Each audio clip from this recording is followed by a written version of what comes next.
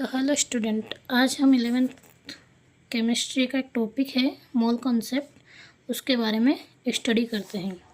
Mole concept एक बहुत ही अच्छा और इंटरेस्टिंग टॉपिक है। अगर आप समझोगे इसको आसान शब्दों में तो मैं बहुत अच्छे आसान शब्दों में इसको समझाऊंगी। सबसे पहले हम मोल संकल्पना को समझते हैं। क्या होता है मोल कॉन्सेप्ट, आइए जानते हैं। मान लीजिए आपके पास क्या है, 12 अंडे हैं। ठीक है, अब हम 12 अंडों को क्या कहेंगे, मतलब हम 12 अंडों को क्या कह सकते हैं, एक डजन। ठीक है, एक डजन मतलब डजन से गिनने की इकाई होती है। जैसे हम एक डजन में 12 केले होते हैं, एक डजन में 12 अंडे होते हैं, तो मतलब एक इकाई होती है ये। इसको हम डजन से गिनने की इकाई बोल सकते हैं। इस तरह केमिस्ट्री में बहुत छोटे छोटे परमाणु और अणु होते हैं। मतलब केमिस्ट्री में कोई भी पदार्थ होता है, कोई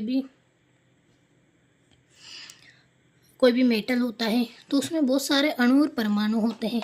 तो इन्हें एक एक करके गिनना संभव नहीं होता है, क्योंकि मेटल्स में हमारे पास जो मेटल्स होता है उनमें हम छोटे छोटे परमाणुओं को कैसे गिनेंगे, नहीं संभव तो होगा नहीं।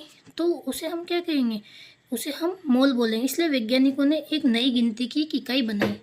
तो अब हम समझते हैं कि मोल क्या होता है।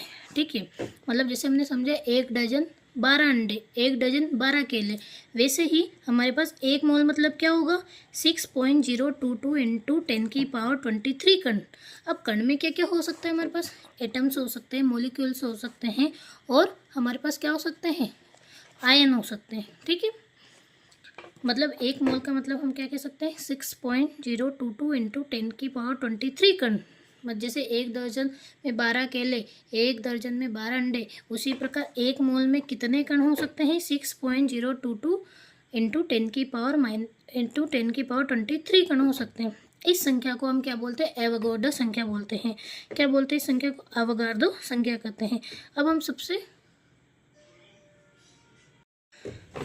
तो हम इस संख्या को हम क्या बोलेंगे, एवोगाड्रो संख्या बोलेंगे। ठीक है, अब हम इसे आसान शब्दों में समझते हैं कि क्या होता है ये एवोगाड्रो संख्या। एक डजन 12 केले, ठीक है, एक पेयर मतलब 2 जूते, वैसे ही एक मोल मतलब 6.022 इंटू 10⁻23 कण होते हैं। यानी मोल भी केवल गिनने की ही एक इकाई है। जैसे हम अगर दुकान पे गए, हमने कहा कि भाई एक दर्जन केले दे दो, एक दर्जन यानी हम गिनेंगे कैसे कि एक दर्जन है कि 12 गिनती करेंगे, 1 2 3 4 यानी कि 12 तक पहुँचेंगे, तो एक दर्जन मतलब 12। एक पेयर मतलब कितने होते हैं, 2 जूते होते हैं। इसी प्रकार एक मोल में कितने कण होंगे हमारे पास, मतलब जो हमारे पास जो मीटर है, हमारे पास जो मीटर लिया हमने, उस मीटर में कितने कण होंगे हमारे पास, कितने होंगे, 6.022 इंटू 10⁻23 कण होंगे। इसी प्रकार ये मोल जो है ना, ये मोल भी केवल क्या होती है, गिनने की एक इकाई होती है। ठीक है, अब हम समझते हैं कि इतना बड़ा नंबर ही हमने क्यों लिया। आखिर हम कहते हैं कि एक मोल बराबर हमारे पास क्या है, 6.022 इंटू 10⁻23 कण। तो हमने इतना बड़ा नंबर ही क्यों लिया, मतलब इतने बड़े हम 12 भी बोल सकते, 13 भी बोल सकते, तो हम 10 20 50 बोल सकते, पर अपन ने इतना बड़ा नंबर क्यों ले लिया आखिर। तो हम इसको समझते हैं कि परमाणु इतने छोटे होते हैं। कोई भी जो हमारे पास मेटल होता है ना, मेटल मतलब क्या, धातु, कोई भी धातु, उस धातु में इतने छोटे छोटे कण होते हैं, इतने छोटे छोटे कण होते हैं कि 1 ग्राम पदार्थ में ही अरबों खरबों परमाणु आ जाते हैं। मतलब अगर हमने 1 ग्राम कोई चीज़ उठा ली तो उसमें इतने सारे परमाणु आ जाएंगे कि हम उसे गिन नहीं पाएंगे। इसलिए इतनी बड़ी संख्या का हमने उपयोग किया। वैज्ञानिकों ने निष्कर्ष निकाला, इस कॉन्सेप्ट का। अब ऐसे अपन नाम तो नहीं लग सकते इतने, इन्होंने सब कॉन्सेप्ट निकाल के फिर इतना बड़ा नंबर लिखा। ठीक है, अब हमें याद रखने की क्या ट्रिक लिख सकते हैं। फिर वापस हम आते हैं कि हमें वापस कैसे याद करें कि डजन हमने बोला 12 चीज़ें, मोल हमने बोल दी 6.022 इंटू 10⁻23 कण। अब आगे आपको समझ में, ठीक है। अब एग्जाम के लिए हम क्या फॉर्मूला लिख सकते हैं, कि हमारे एग्जाम में क्या फॉर्मूले आ सकते हैं। सबसे पहले हम समझते हैं मोल्स। मोल्स में गिवन मास, मतलब हमें जो भी पदार्थ होगा, कोई भी पदार्थ हमें दिया होगा, कोई भी मेटल दी होगी, तो हम उसका मास लिखेंगे, डिवाइड बाय मोलर मास लिखेंगे। ये मैं तुम्हें आगे वाली वीडियो में समझा दूंगी कि मास, गिवन मास और मोलर मास क्या है। ठीक है, अगर आपको अच्छा लगेगा तो मैं इस पर आगे और कंसेप्ट बनाऊंगी, आगे अच्छा वीडियो लाऊंगी। Number of particles, mole into 6.022 into 10⁻23। तीसरा, moles number of particles divide by 6.022 into 10⁻23।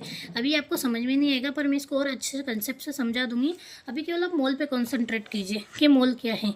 ठीक है, अब एग्जांपल हम लेते हैं कि 18 ग्राम हमारे पास क्या है, वाटर है। ठीक है। 18 ग्राम वाटर में हम कितने मोल ले सकते हैं? अब हमने समझ लिया कि 1 डजन में 12 केले होते हैं, एक पेड़ में 2 जूते होते हैं। तो हम समझते कि 18 ग्राम पानी का जो मोलिक्यूल है उसमें कितने मोल हो सकते हैं। तो हमारे पास क्या है, मोलर मास H2 का कितना है, 18 ग्राम। हमारे पास मोलर मास कितना है H2 का, 18 ग्राम, ये दिया हुआ है, ठीक है। और मोल्स कितने हैं हमारे पास, 18 ग्राम तो हमें दे रखा है। ये मोल्स, ये मोलर मास का मतलब ही 18 ग्राम, ठीक है। और मोल्स कितने हैं, 18 है। तो हमने क्या फॉर्मूला लिखा था मोल्स निकालने का, given mass divide by molar mass. तो मास कितना दे रखा, 18, ठीक है। और मोल्स कितने अपने पास 18, तो इज इक्वल टू कितने हो गए, 1 मोल। और 1 मोल हमने क्या लिखा था, 6.022 इंटू 10⁻23, ठीक है। आगे का कॉन्सेप्ट फिर हम आगे वाले वीडियो में समझेंगे। अगर आपको पसंद आएगा तो मैं और अच्छे वीडियो बनाऊंगी।